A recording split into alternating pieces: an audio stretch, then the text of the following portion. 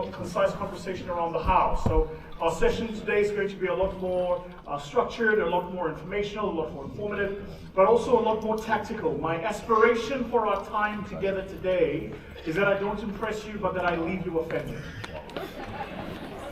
Two-time world champion public speaker, 69 countries, 20 years doing what I do. God's been good. I don't need to impress you. God is good. God is good. God is good. So just so we're clear in the room, when it comes to the platform in the world, I have no equal.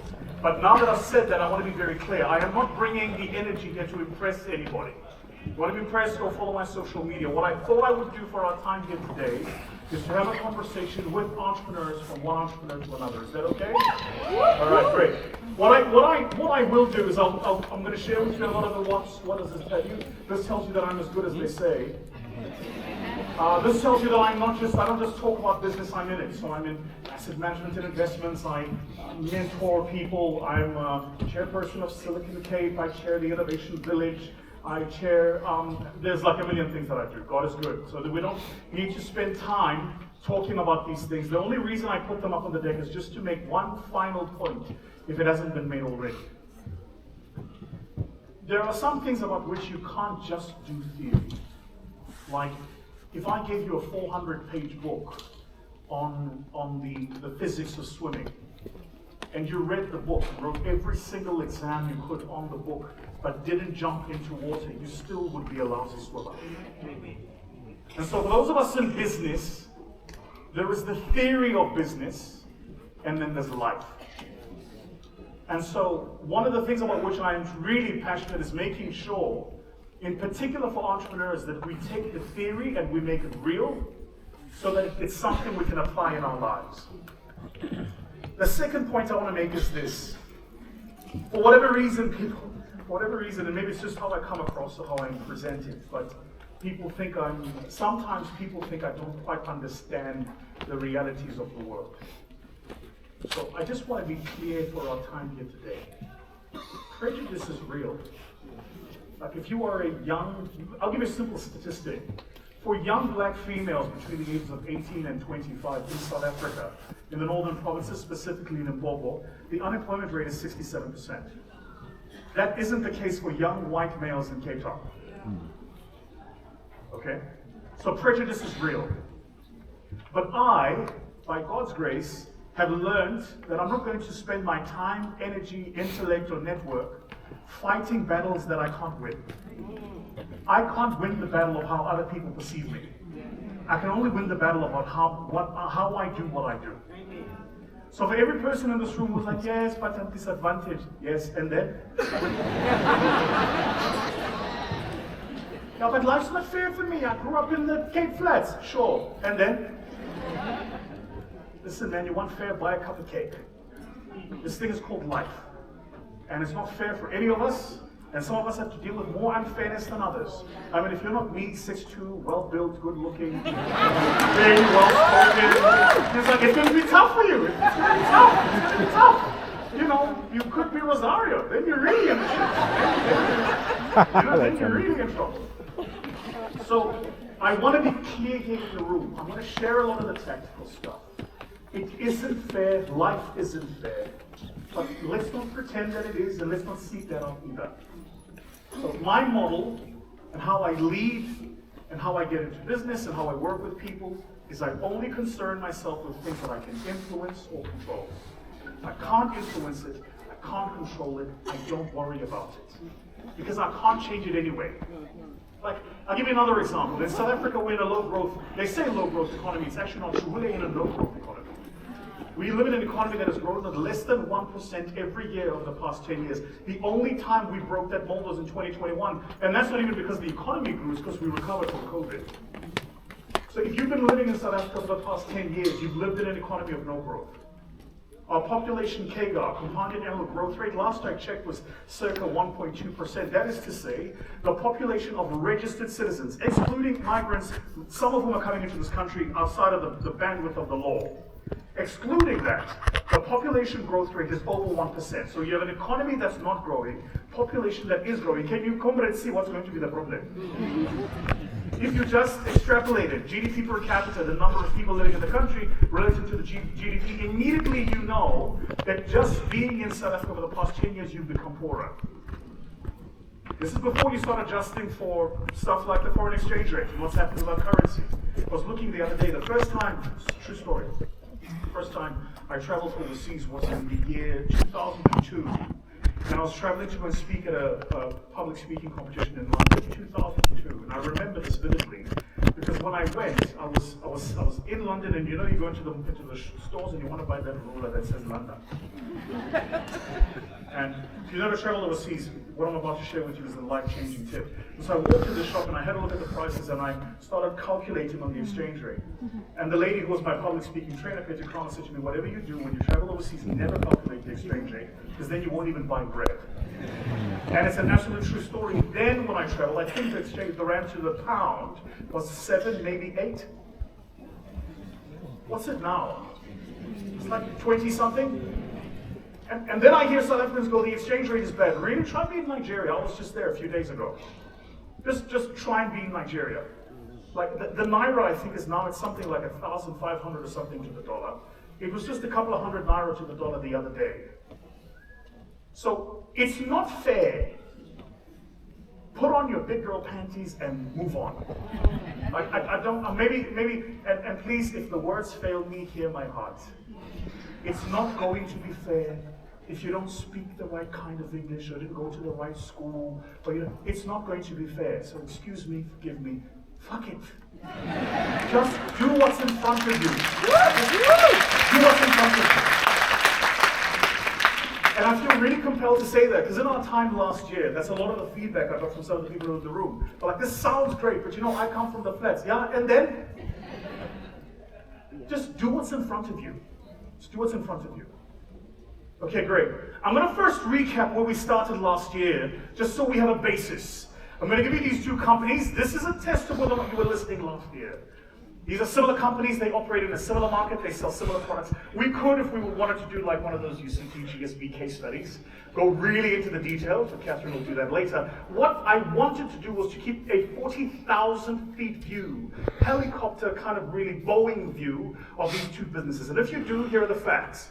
Both of them have a www address. People go online, they buy products, products get shipped.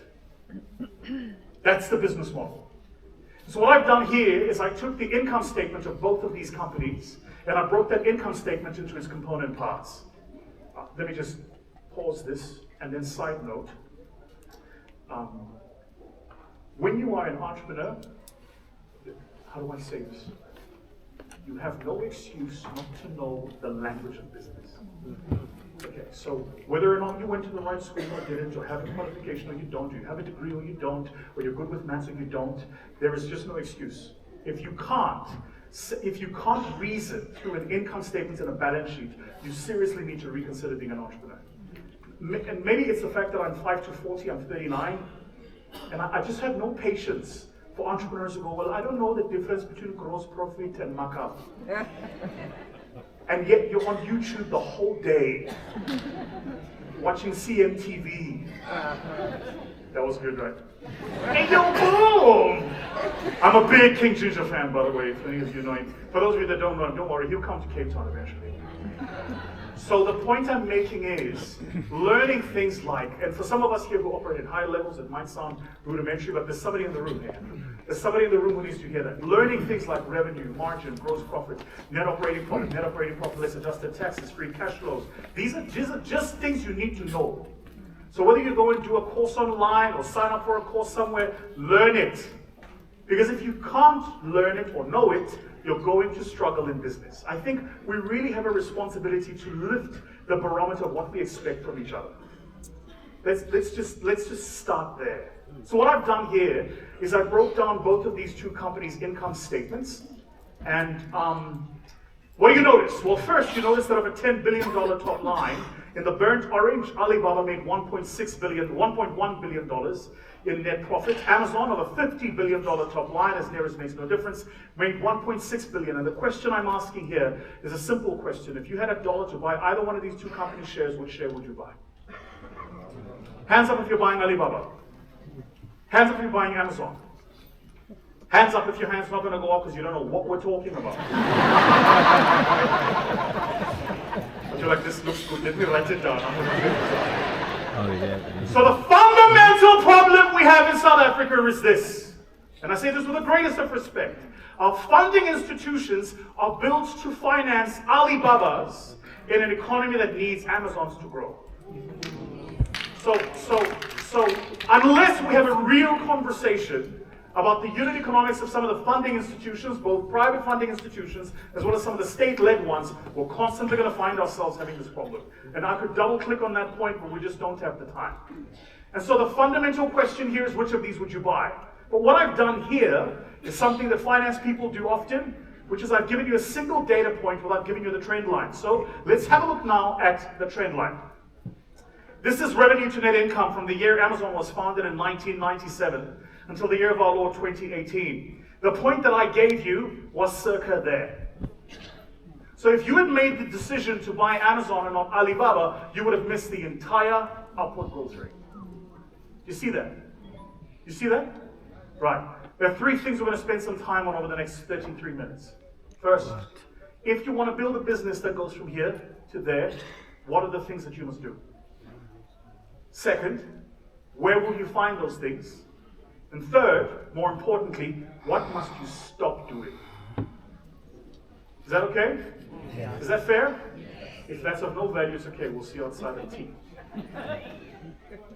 There are 5 things I want you to make a note of in your mind. These businesses are built around 5 fundamental constructs. It's how you lead, how you construct the culture of your organization, how you build products, how you build an enabling environment, and the context within which your company operates. This, by the way, to be clear, is not Vusi's theory. Hey, this is like backed by years and years of research that we've done into organizations, and I'll share with you some of the macro stats around some of the where we got some of these insights from. So these are the 5 things. We won't have enough time to get into all 5 of them, so we're going to spend some time going into just about 3 of these things. First, we get, again, leadership. Second from leadership is culture, then how you build products, how you build an enabling environment, and how you frame your operating context. The fundamental difference between these 2 companies is in each of these 5 things. Okay, great. Let's get started. First, context. First, context. The duration by which companies are living, existing, and staying large is diminishing. This is a statement of fact. There are some economies that buck the trend. South Africa is one of them. There's several reasons for this. Probably the most important reason, and I shouldn't say this out loud on stage, but the South African economy is not built for entrepreneurial businesses. It's built for large incumbent businesses. And one of the ways you know this is because if you look at the structure of our economy, it's oligopolistic. 65 citizens, 78% of them Black African people. The last time I checked, we have 5 major banks, 4 large retail businesses, 6 large mining houses, none of them are Black African owned. The economy we live in is an oligopolistic economy. So it's not run by monopolies, but it's run by a few companies that dominate the market. And they do a few things. One of the things they do is once they achieve market dominance, is they pass a barrage of laws that makes it near on impossible for you to compete. So you could try and start a bank, unless you have R1 billion sitting in the bank somewhere and you're willing to wait for 10 years, it's just not going to happen. It's true for banking, for asset management, for insurance, for retail, for mining, for every single sector. So even though the statistic here is true, it's truer in markets where small companies actually can meaningfully disrupt. My passion is this. My passion is helping entrepreneurs build scalable businesses, and I'll tell you why. Because scale is your single most important line of defense. When you're small, you have no defense. The government will pass the laws that they want to pass. The banks will run campaigns telling you they love you when they don't. And every single creditor will make you deal with them on their terms, not yours. You know this is true because when we were in COVID, all the laws that were passed for small businesses were passed for small businesses without small businesses being consulted.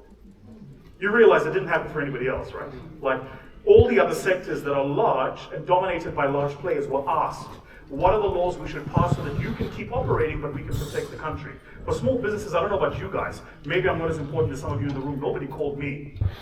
There was a day, there was a meeting, there was a country meeting, there was a president, there were statements, and then just like that we were shut down. So when you are small, You can be manipulated and squashed out of the market. So if you're an entrepreneur in this room, hear me and hear me now. There is no glory in staying small. You're not doing yourself a favor. You're not doing your family a favor. If you can, my advice to you is going to be get as fast as possible, as big as possible. Because big things are hard to manipulate. It's just that simple. Okay?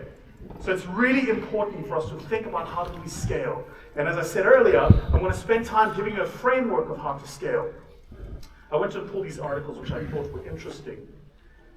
And I want you to read some of these articles. These articles are talking about the change and shifts in technology, how robots are going to replace people, how automation is going to replace labor. And it sounds familiar, right? Yeah, and then I went to look at the years that were published. We've been talking about the technology scale for as long as industry has existed. AI isn't new, it's just a new form of the same disruption. And so there are some of us in this room who are like, well, I'm just too old to learn it. Let it.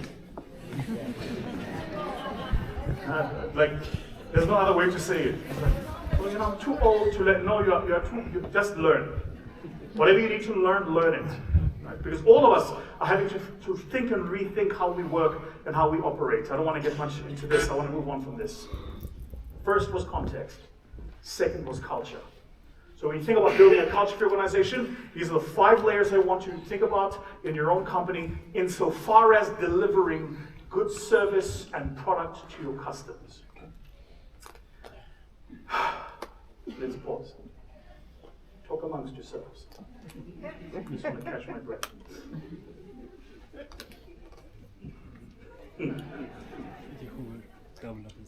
Maybe what's happening now, someone's like, who is this guy?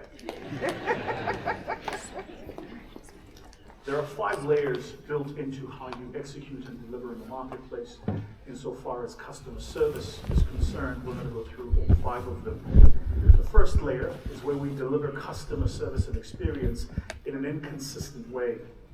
The major challenge with many small businesses specifically is you live here. And so there are some of us in this room who think WhatsApp is a CRM. Is that an ouchie? That's an ouchie, eh? Yeah, listen, great respect to WhatsApp and what you can do with it, but it's not a CRM. And so some of the things we see when we work with small businesses to help them scale is they have an over-reliance on what I call superstar talent. You know, the reason large companies exist is because even when superstars leave, the large company runs. So I want you to think in your own business, especially those of us here who run a business that employs 50 or fewer people. Who are the superstars in your business? And if you were to spend the next 6 months architecturing the systems and processes of your business so that the company delivers the superstar performance, not the person, what would that look like? The oscillation in customer experience is a real problem because there are some of us, and I'm sure a lot of you in this room know what it is I'm talking about, where depending on whom it is the customer is dealing with, they have a particular level of service experience. It's where we treat customers in an inconsistent way. The level above this is what I call the Sanral problem. Here is where we manage customers' expectations, but we don't listen. You guys remember Sanral? You know them. These are the people that built those highways in Joburg for the gantries. If you remember, they built them for the World Cup in 2010. And they told us we're expanding the freeway for the World Cup. The foreigners came. Philip was here. Get it? Philip, it is here. Philip was here. And no sooner had the song stopped, the foreigners left, and then they went, but how are we going to pay for these roads? So they thought, well, what we do is we'll tax the citizens. You remember this? So they came up with this thing they called the e-tolls. A good friend of mine, when Duvenage was at the time running Avis, he then left Avis and created Alta. And one of the things he said was, we are not paying for e-tolls. Think about the iterations of the things they did. For the younger people in the room, born in the 2000s, let me tell you what happened. I was talking to you. So let me explain to you what happened. So if you remember, they said, we're going to make them pay e-tolls. We said, we're not paying. Then they said, we're going to lower the cost per kilometer. We said, you're not listening. We're not paying. Then they said, what we'll do is we'll open up retail shops at malls so we make it easy for you to pay. We said, comrades, you're not listening. We ain't paying.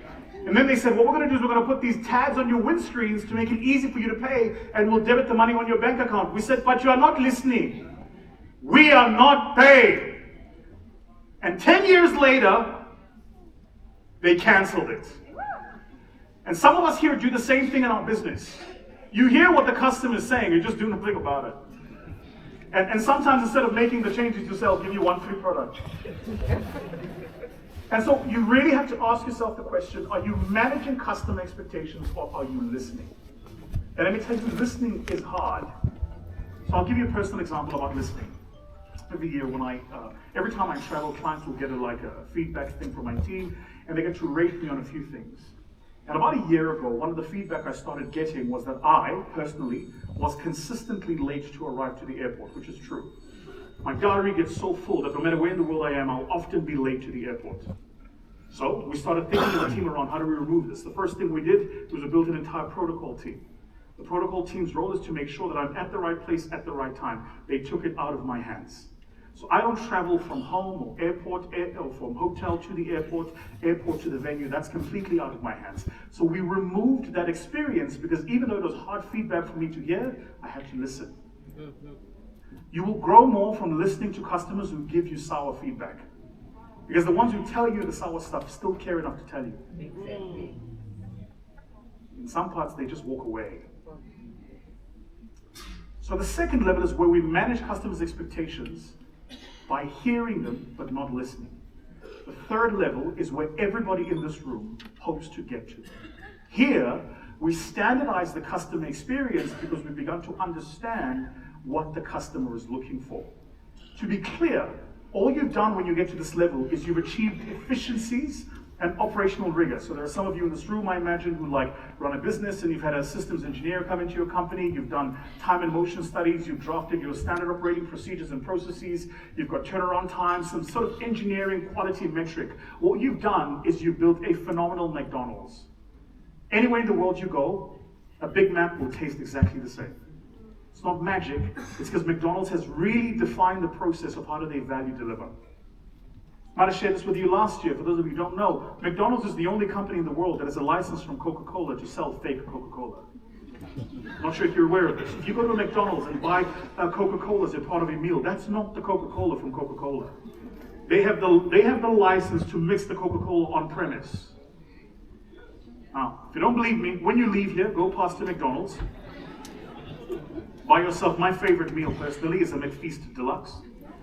Buy yourself your favorite McDonald's meal, ask them to give you the Coca-Cola. Then, I challenge you to buy an actual Coca-Cola, consume it, if you will, and once the bottle is empty, pour the McDonald's Coca-Cola into the real Coca-Cola and seal it as tight as your mother's mouth when she was giving you a club.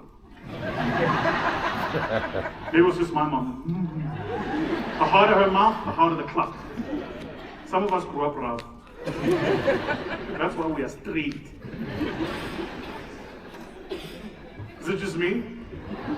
My mother gave you a club before you got it. It was the look. It was just the look. And you often got the look in public. You'd be like at a Pick and Pay, you got the look. You were like, yo. And the whole taxi ride home, you were just thinking, which side am I going to get in? You put Zambak on the wrong side. Let me just get ready for this. And if you were to do that, wait the following day and drink that Coca-Cola, you will find that it's gone flat, even though you sealed it. So why would Coca-Cola do this? Because they can trust McDonald's efficiency process to ensure that the experience they architecture for clients is identical. Most of us, myself included, can only hope to get to this level in running your business. Where no matter whom it is the customer is dealing with, what it is the product you're selling, how many shops you have, whatever the volume, scale, or capacity, the experience is identical. You can only hope for this. So what are the two? So, to be clear, it's around how do you architecture the culture on this, right? If you get this right, you'll have a successful business. You'll do well. Rosario will invite you, you'll come and speak here, you'll come and share your own notes, tell people all about how incredible your business is. You'll go from, one sneaker shop to 20, or one coffee shop to 20. You'll do really well. I don't want to undermine it. Most entrepreneurs, first generation, can only hope to get to this. It's a hard slog. Hard slog. But notice that as efficient as that has made you, you still haven't endeared yourself to customers. Said differently, as efficient as McDonald's is, nobody plans a romantic date at McDonald's.